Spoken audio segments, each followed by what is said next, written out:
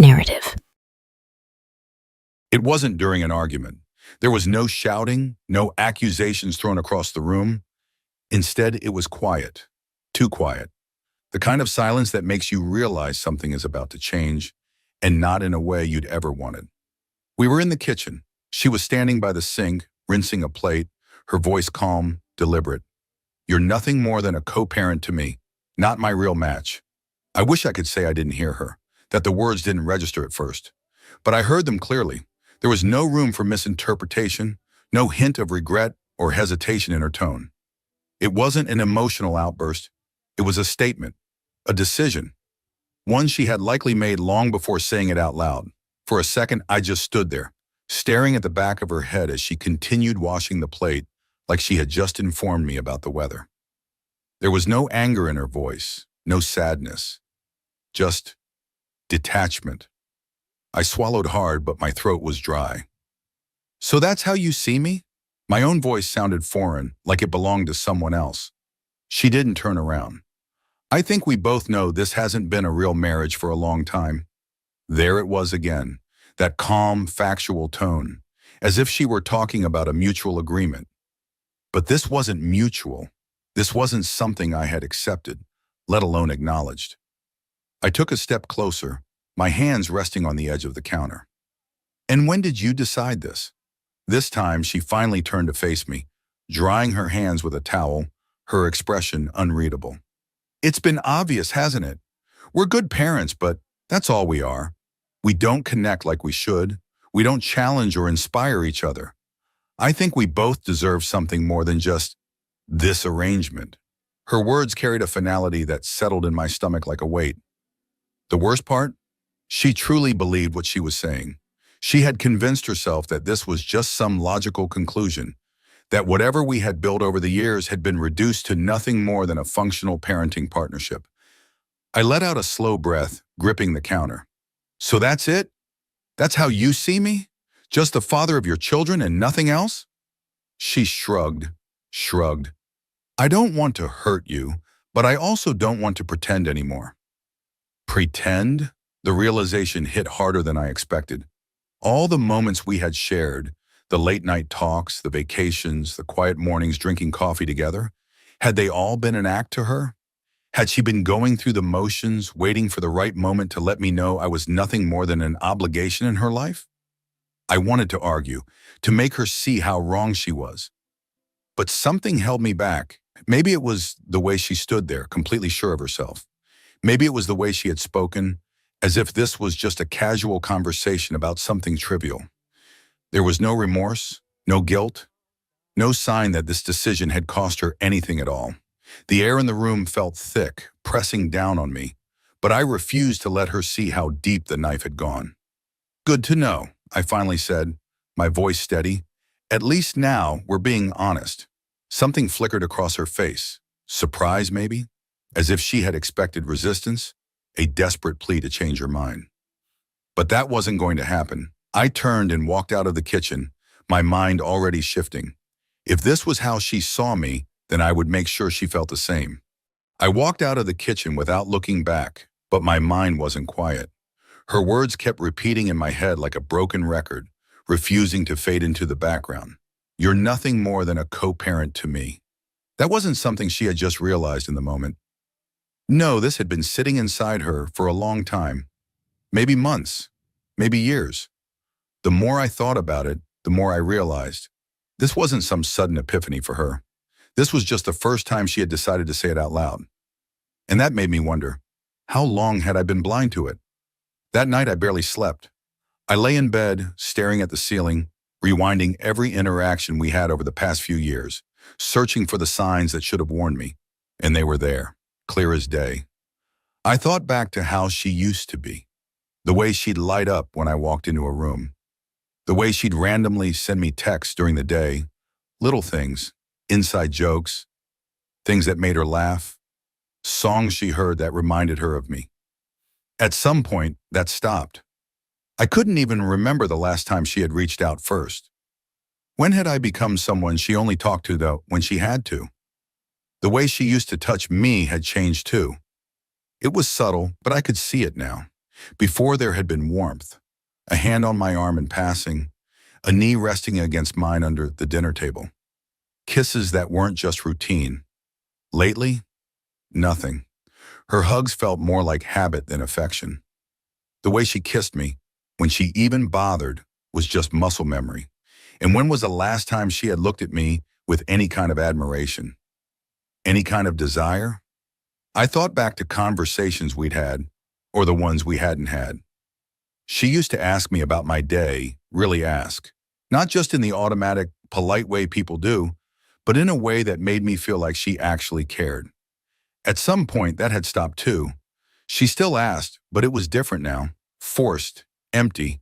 And when I tried to share things with her, things I was excited about, she'd nod along distractedly, waiting for me to finish rather than actually engaging. Then there were the moments when I'd catch her really smiling. Genuine, effortless smiles. Lately, those smiles weren't for me. They were for her friends, for people she met at work, for anyone except the man she had once promised to love. Had I noticed all of this before? Yes. But I had ignored it. I had told myself she was just stressed, tired, busy with life. I had made excuses for why the woman I married felt so distant. Because the alternative, accepting that she just didn't feel the same way about me anymore, was too painful to face. But now I couldn't ignore it anymore. Everything clicked into place. She hadn't fallen out of love overnight. She had just stopped seeing me as someone who mattered beyond our kids. I was a necessity, a functional part of her life, not a partner. And the truth? She had been showing me that for a long time. I just hadn't wanted to see it. If she saw me as nothing more than a co-parent, then that's exactly what I would be. Nothing more, nothing less. No arguments, no emotional pleas, no attempts to fix something that was clearly already broken. I wouldn't waste my energy trying to prove my worth to someone who had already decided I was insignificant. That morning, I got up before she did. I made breakfast for the kids, packed their lunches, and got them ready for the day without saying much. She came downstairs, still in her robe, and gave me a quick glance before pouring herself a cup of coffee. Usually, I'd at least try to make conversation. Ask her if she slept well, comment on the day ahead. This time, I didn't bother.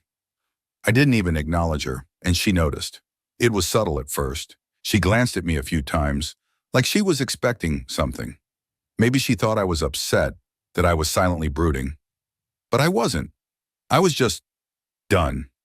I dropped the kids off at school and went about my day like normal, but everything I did was with a new mindset.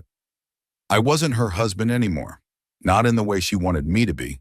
I was her co-parent. That's it. That night when she got home from work, I was already helping the kids with their homework. She came in, tossed her bag on the chair, and sighed like she expected me to ask about her day. I didn't. Instead, I stood up, told the kids I'd be in my office if they needed me, and left the room. She hesitated for a second, like she was waiting for me to say something. But I didn't, and that was the beginning of it. No more initiating conversations unless they were about the kids. No more texts during the day to check in. No more small talk. No more favors. For years, I had given her everything. Attention, effort, care, while she slowly detached herself. Now she would know what it felt like to be on the other side of that. Dinner time? Strictly about the kids. I listened to them, engaged with them, laughed with them. But not her. If she spoke directly to me, I answered politely but nothing more. Weekends? I made my own plans. If she wanted to do something as a family, fine. But I wouldn't be the one to suggest it. I wouldn't chase her attention anymore. At first, she didn't react much. Maybe she thought I was just adjusting to the new dynamic. Maybe she believed I was still processing what she had said. But then she started noticing the difference. It was in the way I no longer looked at her the way I used to. The way I didn't go out of my way to make her life easier like I always had. The way I didn't ask for her opinion or seek out her presence. She expected indifference to come from her side. She had spent so much time emotionally checking out of our marriage that she assumed she held all the control. Now she was the one feeling it. At first, she pretended not to care. Maybe she even thought she had won. After all, this was what she claimed she wanted. A clean-cut, no strings attached, purely functional co-parenting relationship. So I gave her exactly that. No small talk, no interest in her life outside of the things that directly involved the kids. I didn't check in to see how her day went. I didn't ask if she needed anything when I ran errands. I didn't notice when she got a haircut, and I certainly didn't compliment her when she put an effort to look good. I stopped being available. The first time she really noticed was on a Saturday. We used to spend weekends together as a family, even if it was just doing simple things.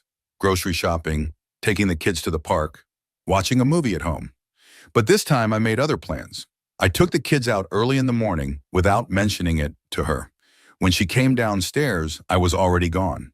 She texted me, asking where we were. I waited nearly an hour before responding with a short, "Out with the kids, be back later." No explanation, no apology, no invitation for her to join us. When we got home in the afternoon, she was sitting on the couch, scrolling through her phone, but she wasn't really looking at it. The moment we walked in, her eyes went straight to me. "Where'd you go?" she asked, her voice casual. But the question itself told me everything I needed to know. "Out," I said, setting down the car keys. "Kids wanted to do something, so we went." Her lips pressed together, and she nodded slowly. "Would have been nice to know." I shrugged. Didn't think it mattered. That was the first crack. The second came during dinner a few days later. The kids were talking about their day, laughing, telling me all the details about their friends at school. I was fully engaged, asking them questions, joking with them. She was sitting right there, but I didn't acknowledge her. She tried to chime in at one point, making a comment about something one of them said, but I didn't respond. Not in a rude way, just in the way she had been treating me for months, maybe years. Like her words held no weight. For the first time in a long time, she looked uncomfortable. She started testing me after that. She'd bring up things from work just to see if I would bite. I didn't. She tried mentioning something funny that had happened to her that day. I nodded but didn't ask for details.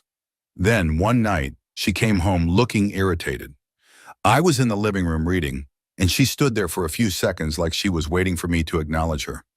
"You've been acting weird," she finally said. I glanced up. "Weird how?" She hesitated like she hadn't actually planned out what to say. "I don't know, just different." I closed my book.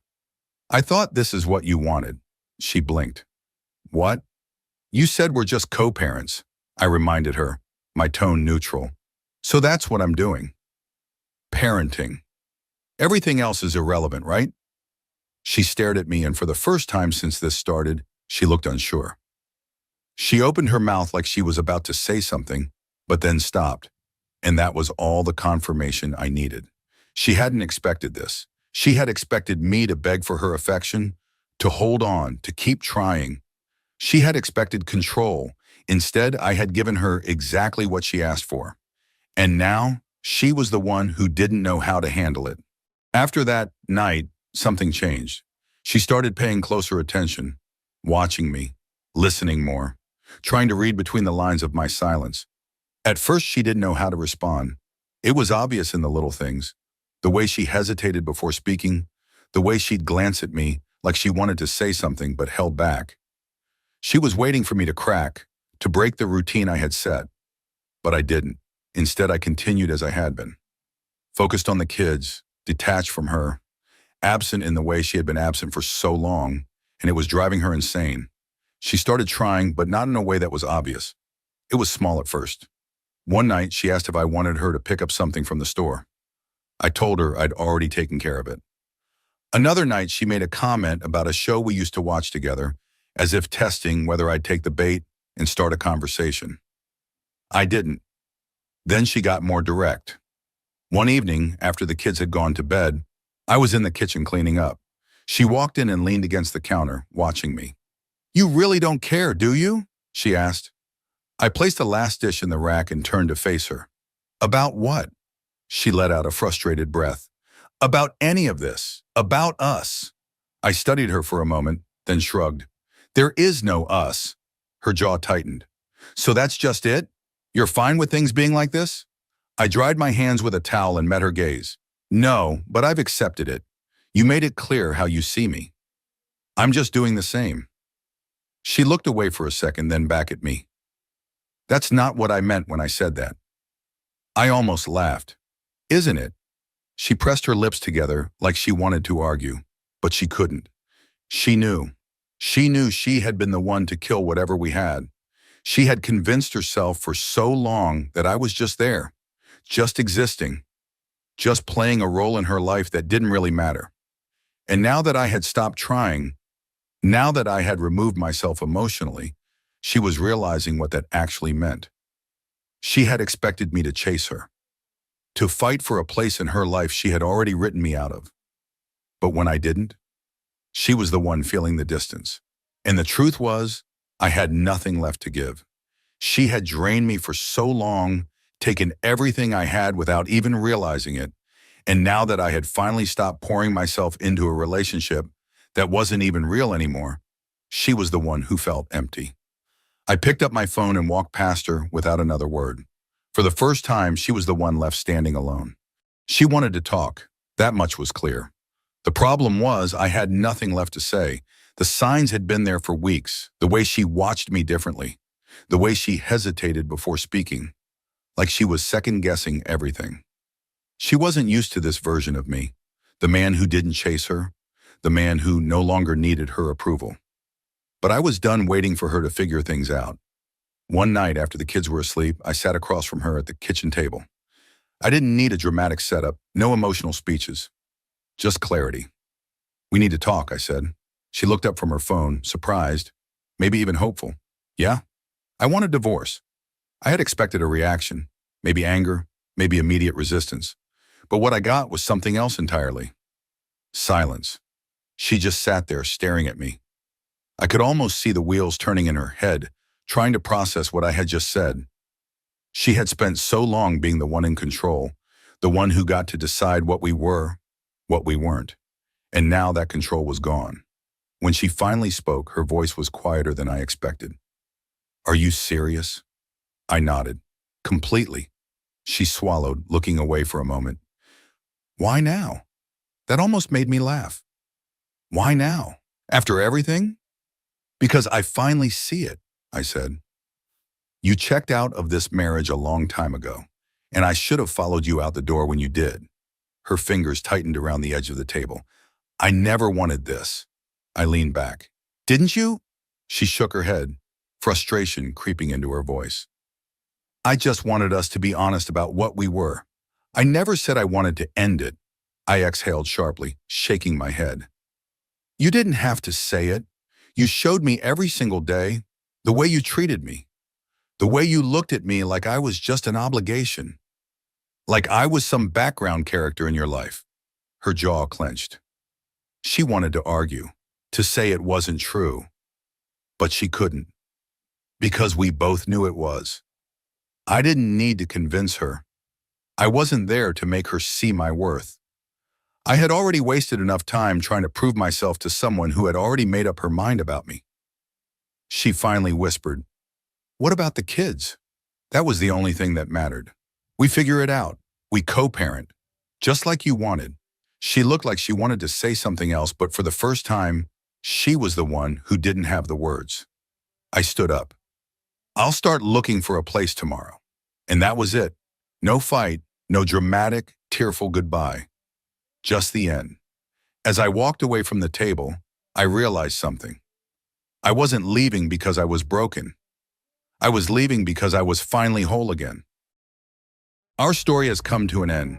If you've made it this far, how about subscribing to our channel? It helps us immensely. I've selected 2 other videos for you that I'm sure you'll enjoy. Feel free to click on them. I'll be waiting for you in the next story. See you soon.